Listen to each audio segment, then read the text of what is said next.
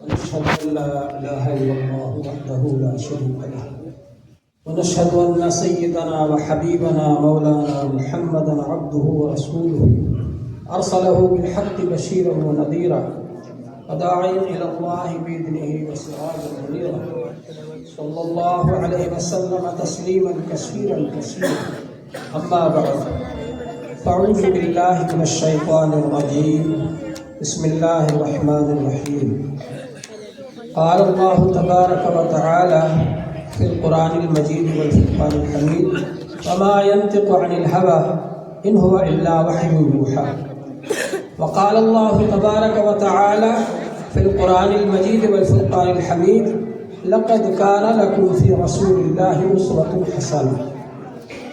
محترم حضرات، یہ ہماری خوش قسمتی ہے کہ ہمارے درمیان میں ہمارے معزز مہمان حضرت مولانا مفتی محمود صاحب دامت برکاتہم مفتی دارالفتاح مظاہر العلوم قدیم سہارنپور تشریف فرما ہے.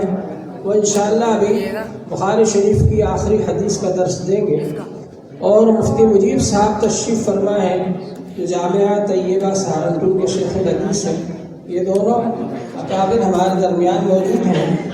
ہم ان کا استقبال کرتے ہیں اور تہہ دل سے شکریہ ادا کرتے ہیں کہ آپ ہماری دعوت پر تشریف لائے.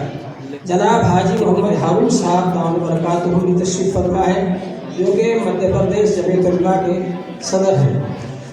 ان تمام حضرات کا ہم لوگ شکریہ ادا کرتے ہیں. اللہ جل شانہ کا بڑا احسان ہے، اس کا کرم ہے کہ اس نے ہم کو اس مبارک جلسے کے اندر شریک فرمایا. نسبت کے اعتبار سے کوئی چیز بڑی ہو جاتی ہے. اس جلسے کی ایک نسبت تو یہ ہے کہ دارالعلوم جامعہ محمودیہ خیر العلوم کا سالانہ جلسہ ہے جس میں حافظوں کی، عالموں کی دستار بندی ہونا ہے اور ان کو سندیں دینا ہے. سندیں تقسیم کی جائیں گی اور اس کے علاوہ ختم بخاری شریف ہوگا. بخاری شریف جو کہ قرآن پاک کے بعد سب سے زیادہ صحیح کتاب ہے، بخاری شریف کی آخری حدیث کا درس دیا جائے گا.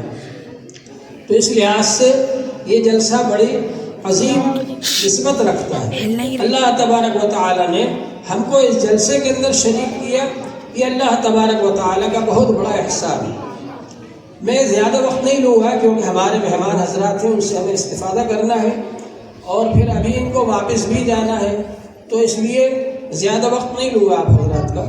تو اللہ تبارک و تعالی نے قرآن پاک کے اندر فرمایا وما ينطق عن الهوى ان هو الا وحی یوحى.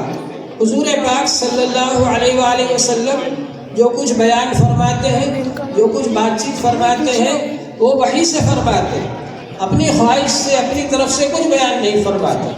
حضور پاک صلی اللہ علیہ وآلہ وسلم کی جو حدیث ہے، جس طرح سے کہ یہ قرآن پاک کی شرح ہے، قرآن پاک کا بیان ہے. اللہ جل شانہ نے ارشاد فرمایا وما انزلنا الیک الذکر الا لتبین للناس ما نزل الیہم.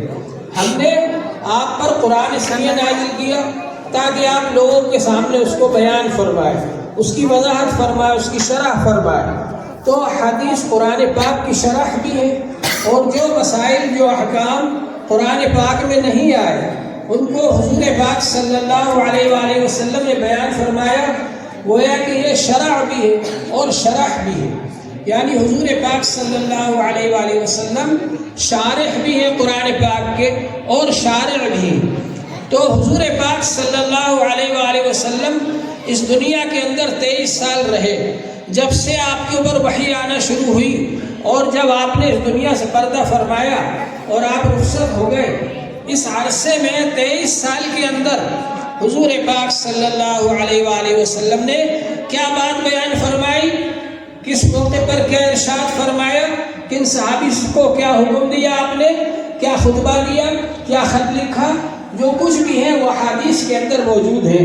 یہ اس امت کی خصوصیت ہے کہ حضور پاک صلی اللہ علیہ وآلہ وسلم کو اس حیثیت سے کہ آپ رسول اللہ ہیں، آپ کی ایک ایک بات کو دیکھا، ایک ایک قول کو لکھا، ایک ایک بات کو سنا اور سمجھا اور اس کو آگے بڑھایا، اس کی تبلیغ کی اور تعلیم دی.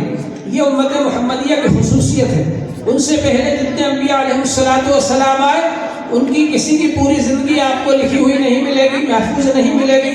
جتنے انبیاء علیہ السلام آئے ان کی پوری تعلیمات آپ کو کہیں پر نہیں ملے گی، لیکن یہ امت مسلمہ کی خصوصیت ہے کہ جس طرح سے قرآن پاک کو اللہ جل شانہ نے محفوظ فرمایا اور یہ ارشاد فرمایا انا نحن نزلنا الذکر وانا لہ لحافظون، اسی طرح سے حضور پاک صلی اللہ علیہ وآلہ وسلم کی زندگی کے ایک ایک قول کو، ایک ایک عمل کو اور آپ کے ایک ایک حال کو صحابہ کرام نے محفوظ کر دیا احادیث کے اندر، اس لیے کہ حضور پاک صلی اللہ علیہ وآلہ وسلم کو اللہ جل شانہ نے قیامت تک آنے والے تمام انسانوں کے لیے نمونہ بنا کر کے بھیجا ہے۔ ظاہر ہے کہ ہمارے سامنے آپ کا عمل ہوگا تب ہم اس کے مطابق عمل کر پائیں گے۔ حضور پاک صلی اللہ علیہ وآلہ وسلم نے صرف حکم نہیں دیے بلکہ اس عمل کو کر کے بتلایا، صرف یہ نہیں فرمایا کہ نماز پڑھ لو، بلکہ فرمایا صلو کما رأیتمونی اصلی، جس طرح مجھ کو نماز پڑھتے ہوئے دیکھا ہے اس طریقے سے نماز پڑھو۔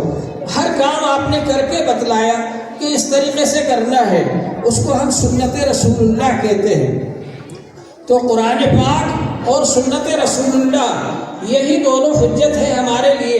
حضور پاک صلی اللہ علیہ وآلہ وسلم نے ارشاد فرمایا ترکت فیکم امرین لن تضلوا ما تمسکتم بہما، میں تمہارے لیے دو چیزیں چھوڑ کر جا رہا ہوں، جب تک ان دونوں کو مضبوطی سے پکڑے رہو گے کبھی گمراہ نہیں ہوگے۔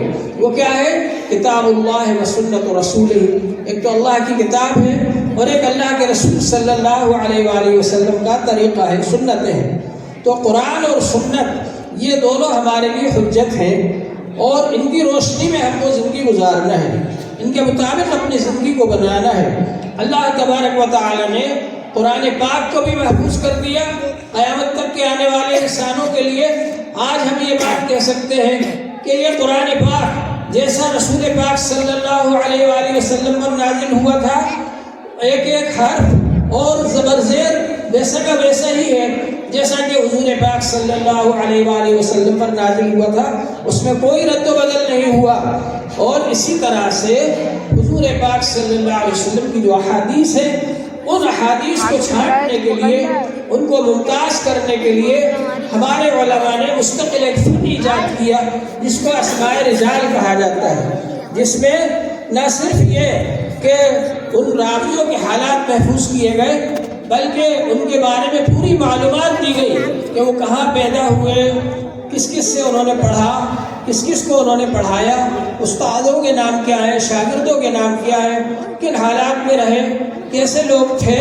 5 لاکھ ایسے حضرات جو کہ راوی ہیں، حدیث کو بیان کرنے والے ہیں، ان کی آج ہم پورا ریکارڈ معلوم کر سکتے ہیں، ان کی معلومات کر سکتے ہیں۔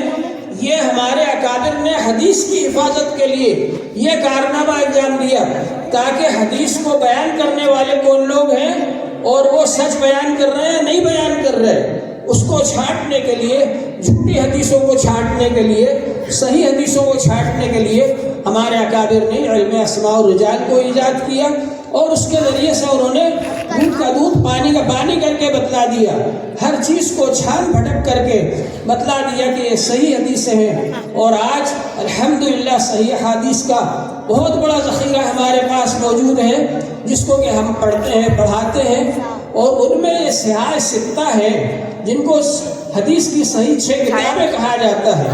یہ سیاہ ستہ دورہ حدیث شریف میں پڑھائی جاتی ہے۔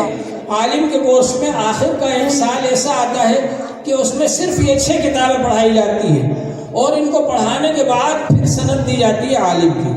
اس میں سب سے بڑا درجہ بخاری شریف کا ہے۔ بخاری شریف کی بہت بڑی عظمت ہے، قرآن پاک کے بعد اسی کا درجہ ہے۔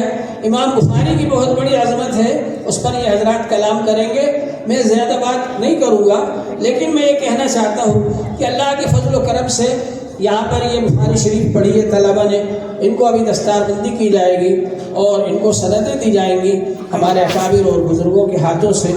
تو آپ حضرات یہاں پر تشریف لائے اور جلسے میں شرکت فرمائی، طلبہ کی حوصلہ افزائی فرمائی، اس کا ہم آپ کا شکریہ ادا کرتے ہیں۔ اور یہ جو مدرسہ ہے یہ عرصہ دراز سے چل رہا ہے، یہاں مفتی کا کورس بھی پڑھایا جاتا ہے، ایک طالب علم مفتی ہوئے ہیں ان کو بھی سند دی جائے گی، عالم کا کورس بھی پڑھایا جاتا ہے، حافظ بھی بنائے جاتے ہیں، جو حافظ بنے ان کو بھی سندیں دی جائیں گی۔ تو اس طرح سے الحمدللہ یہ کارواں چل رہا ہے اور عرصے دراز سے چل رہا ہے۔